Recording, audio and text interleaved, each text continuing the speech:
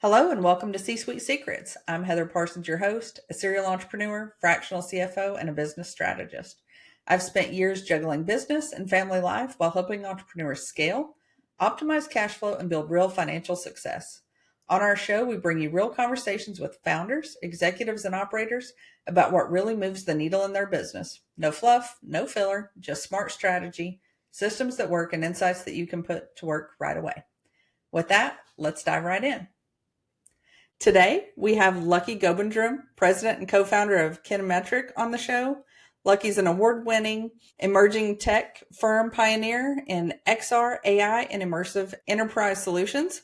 Alongside his brother and partner, Ash, Lucky has built Kinemeric into a trusted innovation partner for Fortune 500 and visionary startups, delivering next-gen platforms that transform how businesses train, operate, and engage.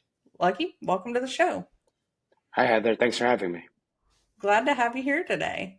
I'm excited to chat with you. I always find the AI and XR conversations interesting, especially from the perspective of running a business. Yeah, it's a unique lens, a growing segment, and something that is very future forward technology, but very real, and it's going mainstream for sure. Absolutely. So I would love to hear a little bit about how you got started and how you and your brother put your business together and got started in the space. Oh, Ash and I started, I don't know, it's 15 plus years ago now at this point.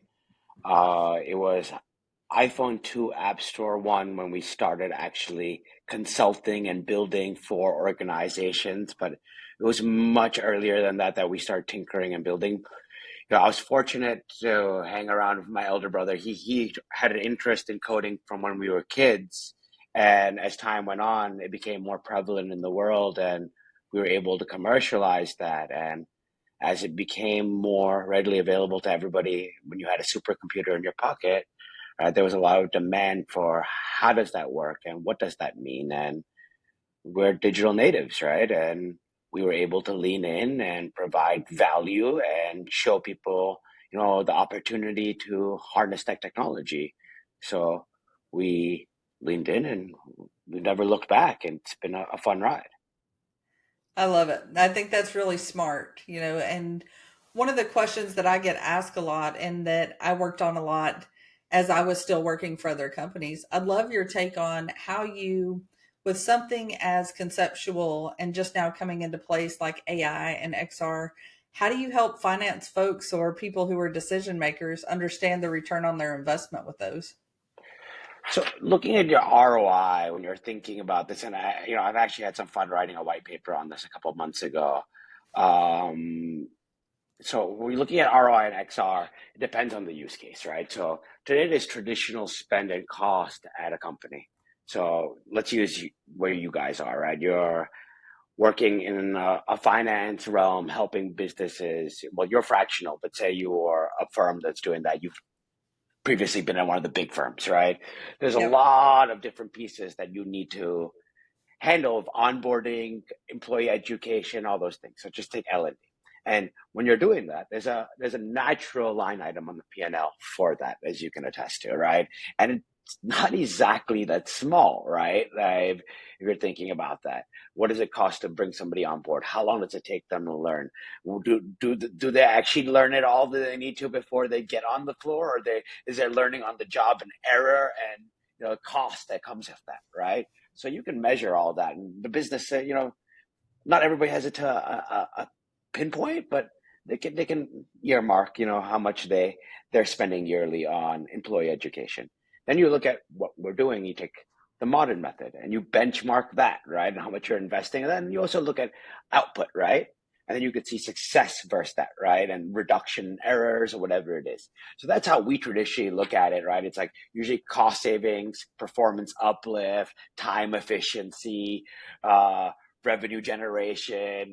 These XR ROI comes from, lower costs and even AI, right? Lower costs, travel, labor errors, increased productivity, speed, accuracy, better engagement, higher retention, right? There's many measurable impact across ops, training, design, and marketing. So depending on the use case and depending on the business and how they're currently functioning, we would benchmark one against the other in these things and then be able to measure. I like that. It gives companies an opportunity to see where they're at today and then see where they're at 6 months to a year from now as they've made Exactly. some of these changes. Spot on. So while you all are making some of those changes, what are some of those tools and steps you've put in place for change management? You mentioned that as you're implementing these tools, how do you help people really get the value out of them? So, I think this depends on the size of an organization, right? Um, but depending on that and how they're doing it, usually it would start at like a vertical slice of the business, right? And the hope is that you would have a champion on the inside of the business that's an advocate because they see it, right? Some organizations are harder, right? People that have done things for a long time in the same way, right? They are resistant at times, right? But you know we try to look at purpose and the category of the organization, right? And for like when we're trying to scale transformation, I think that there is a need for communication and engagement across the organization for stakeholder buy-in. And there's a number of ways to do that, right? From before you're building and when you're building, uh, interviewing these stakeholders, understanding, taking their perspective into account, understanding their current process. Where is it breaking? Where are they struggling? Where can they get uplifts from it, right? And then as you build it, you build it with them in mind. And then, as they do it and they try it, they're your initial conduit, right? They're going to be the ones that are going to tell other people how amazing it is. It's like anything else in the world, right? You need that ripple, that K factor. And in an organization, right, I think if you see positive impact and you have good stakeholder management and feedback cycles, you can identify, prioritize, and manage the outcome in a real way. For sure. And I love how you're talking about the people perspective. As a finance professional living in a technology world, it's always nice to have your input included in the technology solution. So I think what you're talking about there is super smart. And it gives people an opportunity to learn as they go along and share their perspective. Without a doubt, people are central to this, right? Like all this doesn't make sense if it doesn't work for the people. And technology is meant to work for you, not you work for it. And a lot of times today, it feels like you're working for it, right? And it's not working for you.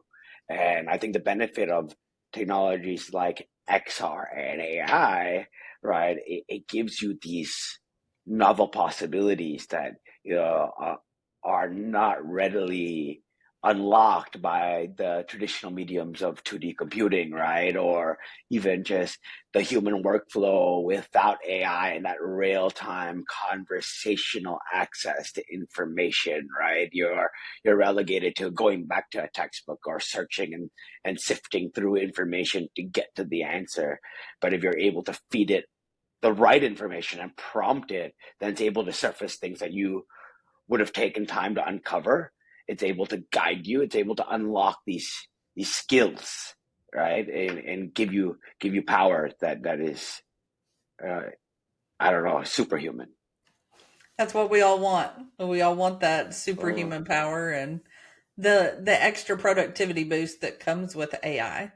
for sure. I would I would love to hear your thoughts on what's something from an operations perspective that you all have helped out with recently and improved.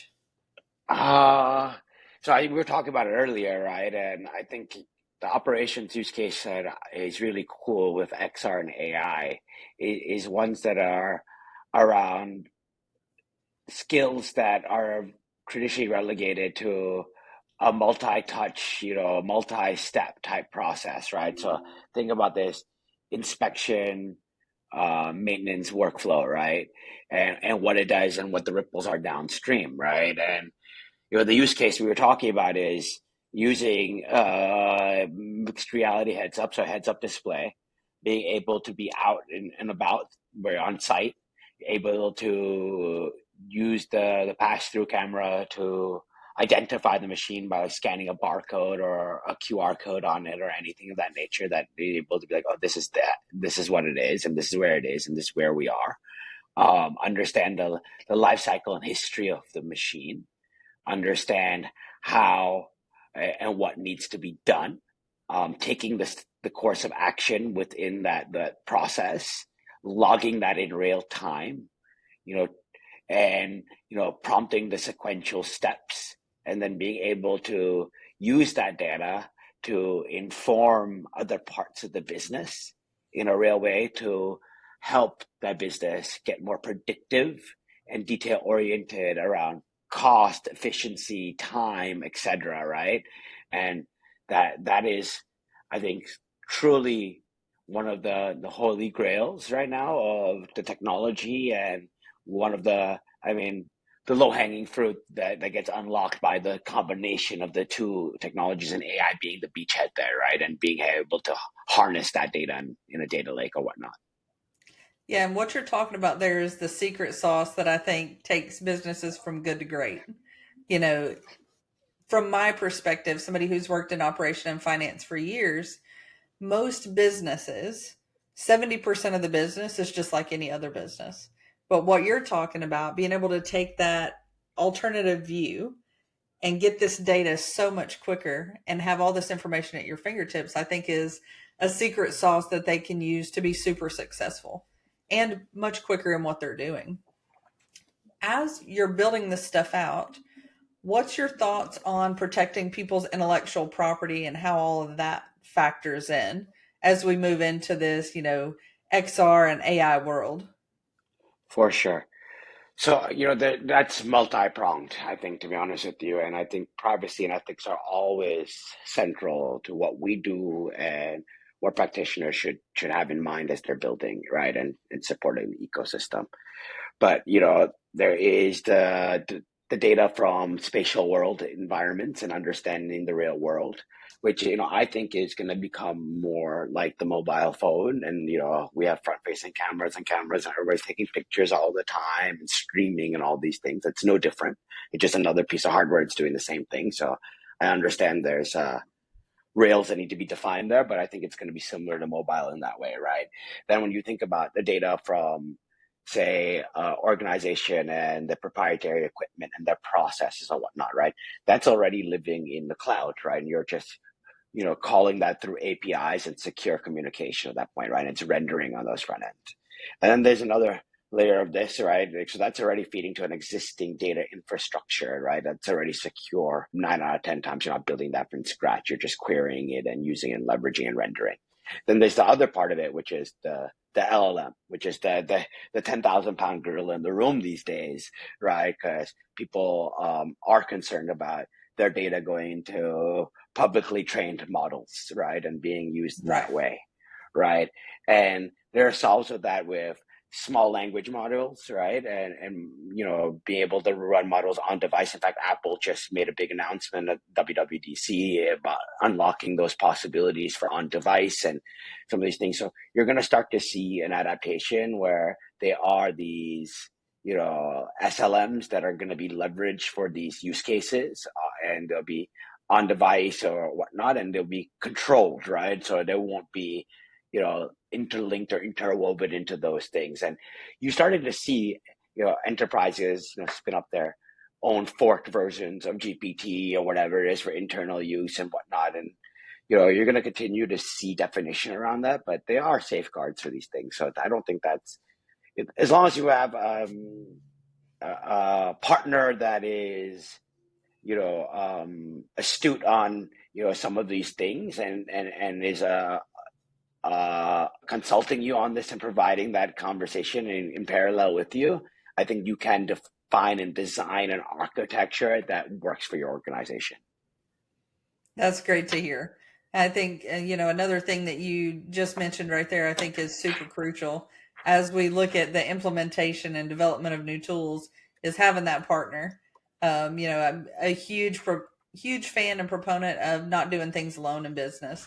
I think it's a team sport, always have. And I think it's great to think about technology from a lens of you're not doing this by yourself. Even if you are a technology professional, there may be cybersecurity, there may be, this AI piece, other things where you need to leverage other people in the room.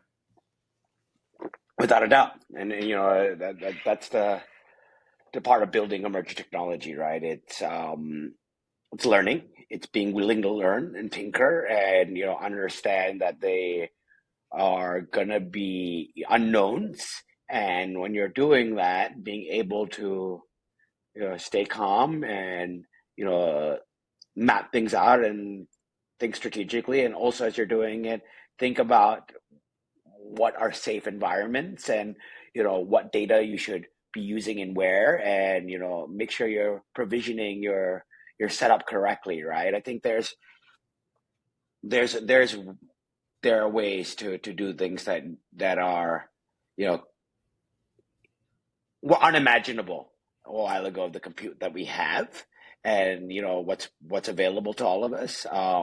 It's just a matter of taking the right steps. That's great. So, for businesses who are on this journey with AI or kind of figuring some of this stuff out, from an operations perspective, where would you recommend that they get started for improving their operations and other parts of their business? I would look at where are the greatest inefficiencies in the organization. What is still something that is heavily reliant on human process and high in errors, right?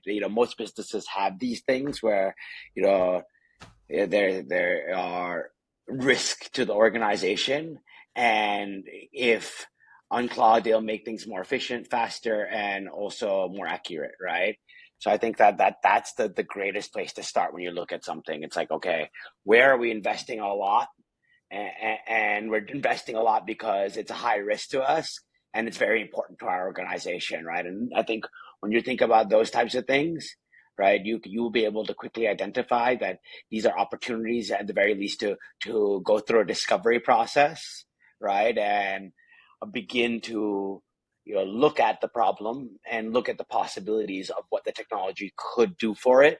Not everything that you think will be a candidate ultimately is, right. I think more often than not, um, there are good use cases and there's great use cases, right? And you got to take the time to really evaluate. And every business has unique DNA, right? And there's obviously commonality in process and whatnot. So like there are gains from some tools that are available, but if you're looking to tailor to your organization, I think it's very important to look at within first, and start looking at what those challenges are, and help surface them.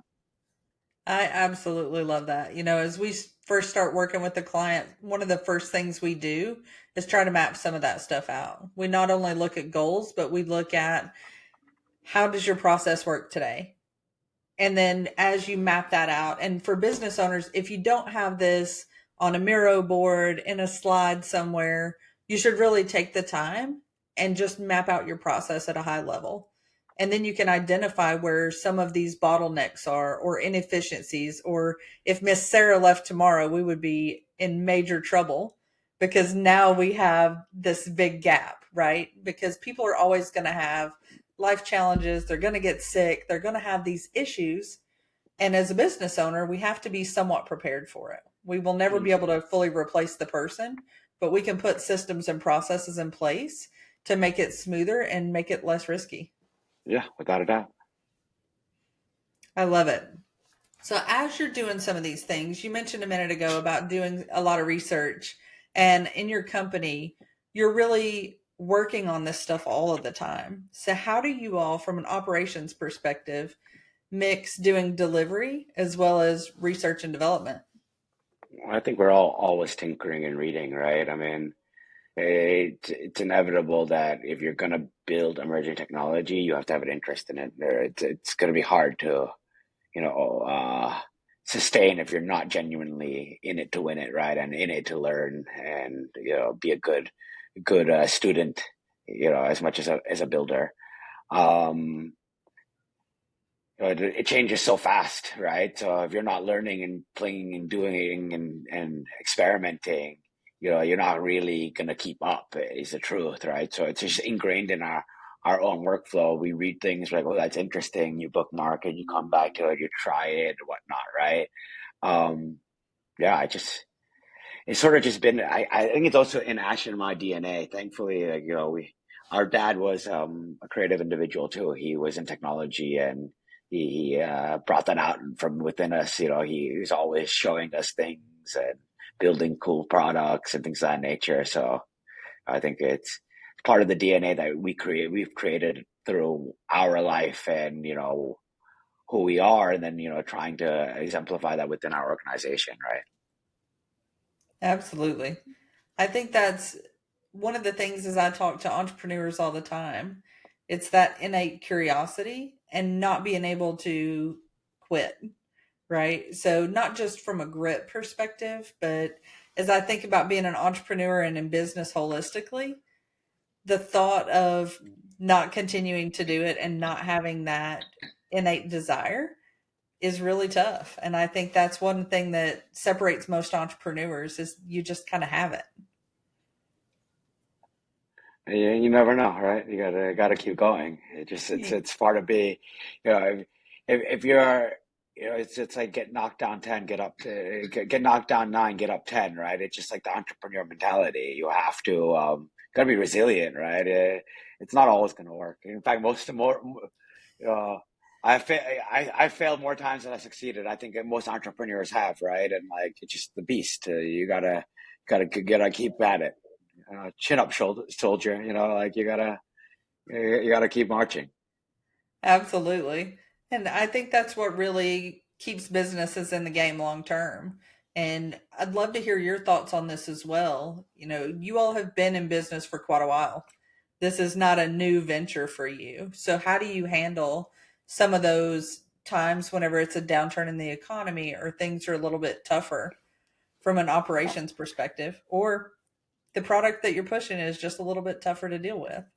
You gotta evolve with demand, right? You gotta listen to your customer, right? Things are not always gonna stay the same, but that's the world evolves, businesses evolve, technology evolves, right? So I think part of it, knowing your customer, listening to your customer, and then also moving where the market goes, right? I mean, you asked me 15 plus years ago, it was mobile and web, and like today, like you don't really need, people, you, depending what you're building, but like the average mobile app or website doesn't need somebody to build it for them, right? If you take the time that you can do it yourself, there are tools, it's democratized, right? The business shifted, right? And if you were still doing that, right, the value you're able to once capture is exponentially lower today, right? And Yep. it's like, what you're fighting for scraps, right? So you same thing here, right? 15 years ago, we were selling, you know, large web and mobile projects for hundreds of thousands of dollars, right?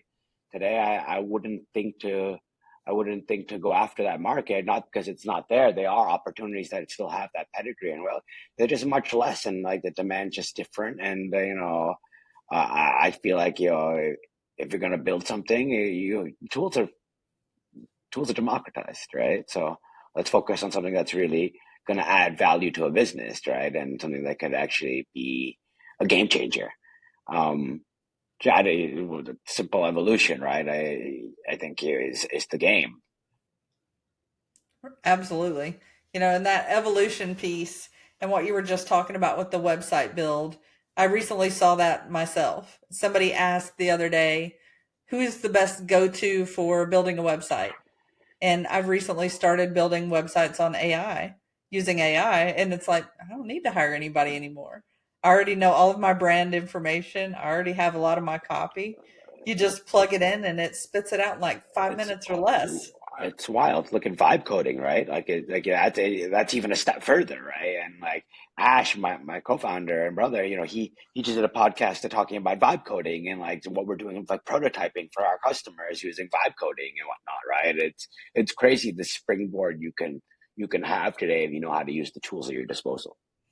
So, for folks who don't know, tell us a little bit about vibe coding and what that means and how you all are diving into that.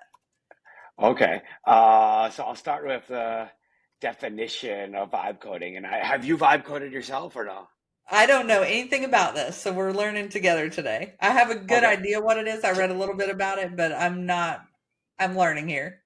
so it's the active coding based on like prompting, right? So you're able to like you get into rhythm and you're basically similar how you use chat GPT or whatnot.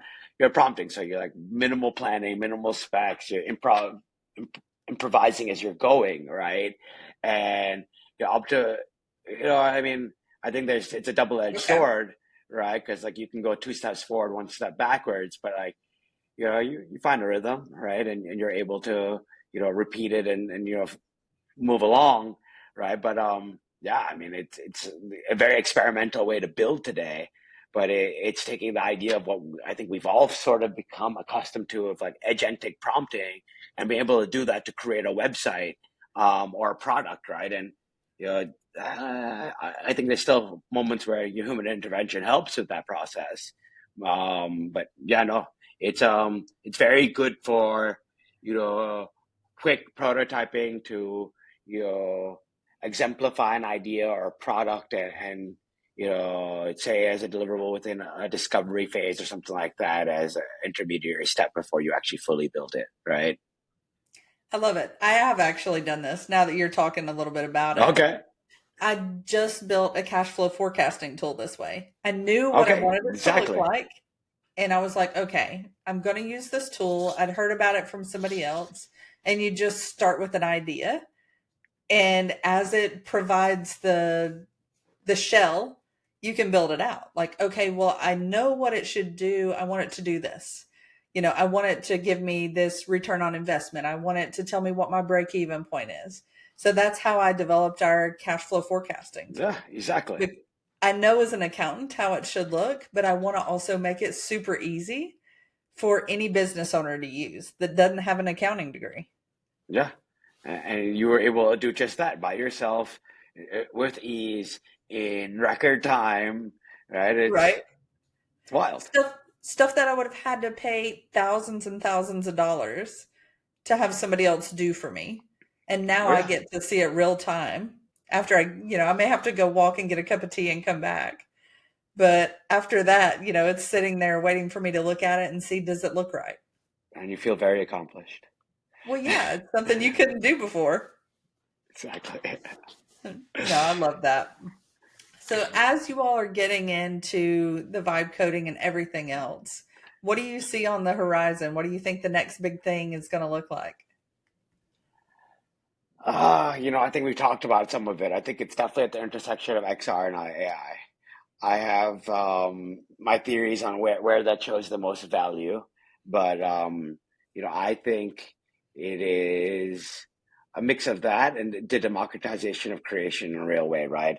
You're gonna see you obviously see vibe coding is like a buzzy thing, but then you also see like people starting to think about like vibe marketing and some of the other interesting things where traditionally it was more intensive to do any of these things, right? You can now create like your own little shorts and videos and content and collateral and automate your whole outbound flow and it's like the level of automation and instrumentation I think is a big part of it, and AI is the backbone of that today. I also think that favorably or unfavorably, like, depending on who it is and what you're looking at, right?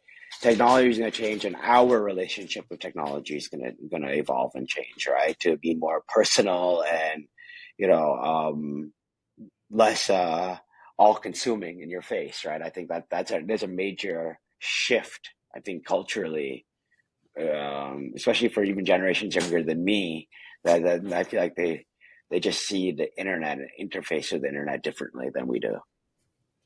Yeah, that's very true. As I have, not to date myself too bad, but as I have kids in college, the way they use it is so different. And I think what you're talking about is really smart. And I look forward to seeing how it works going forward. So do I. I look forward to being a part of it and helping build it. Me too. So, just a couple final questions for you. So, as you've been on your entrepreneurial journey, what's one operational finance mistake that you all have made that you would like other businesses to learn from? Operational or financial mistake we've made as a business that we'd like other people to learn from. Hmm. I think early on we were too generous with customers, right? So we weren't as rigid of our payment terms and some of these early things, right? And we've had some customers, be wily, and cause complications with stretching their cash flow and implicating ours. As a small business, those things matter. So having processes and automation, and today's agentic behavior is amazing, right? Like you could have an agent do all the follow-ups, you could have agents calling them, and you could have AI like doing all these things that like a big instrumented business would do or had human capital do. But as a small business, we didn't, like 15 years ago, we didn't, right? And it definitely surfaced things that made us, double down and you know really build processes and SOPs around it. But that's a pitfall that I think all businesses early on are at risk of, and making sure your customers pay on time, and some of these other things matter. They really do. Absolutely. And I think that's what you're talking about there is a big part of maturing in business, right? Oh So yeah. learning like the big boys and girls in business, they don't play around with the payment terms. They don't do some of those things. They're like, no, that's what we require. And they're not It is what it apologetic is. about it, right? But as a small business, it's a little bit harder because you're like, man, I don't want to lose this client or I don't want to have this. So it's really easy to get caught But up they in don't what you're talking they about. don't respect you then. So you gotta draw the line in decimals. Like it's just what it is. For sure. So, last question for you before we wrap up.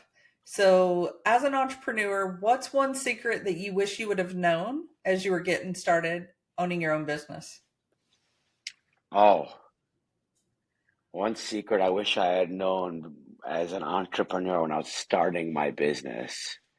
Um, there's many. I think it's a byproduct of you in that real way, like, being out there and, being the voice and making sure that you're attracting the eyeballs in whatever way that marketing is, right? It's a byproduct of that. It's the result. It's not going to just happen and convert. They won't just come. That'll never be the case. Um, for for it's gonna be like, as an entrepreneur, it's gonna be like one sunny day for every three rainy days, and like it's gonna be tough. Like, it's a journey, right? And like, if you don't embrace it and learn from every day, it's gonna be a long journey, right? So you gotta take the good with the bad, right? And enjoy the ride. It's part of the game. For sure. That's a great point right there, and I think Dolly says something you can't enjoy the rainbow without a little rain. So, Oh, 100%. The yeah, rainbow's so much more beautiful after the rain. for sure. Well, thank you so much. This has been a great conversation. I've really enjoyed it. Before we wrap up, if our listeners would like to reach out and learn more about what you're doing or connect with you, how's the best way they can reach out? You can find me on LinkedIn, Lucky Lance Gobindram. You can find me on XLL Gobindram, or you can find Kinemeric on any of the normal socials: Insta, Facebook, LinkedIn, X, so on. Awesome. Well, thank you so very much. And thank you to everybody for listening to C Suite Secrets. If you found today's conversation as valuable as I have, be sure to hit that like and follow button. And if you want more tips between episodes, join us on Facebook at C Suite Insiders. Until next time, keep growing and remember that you don't have to do this alone.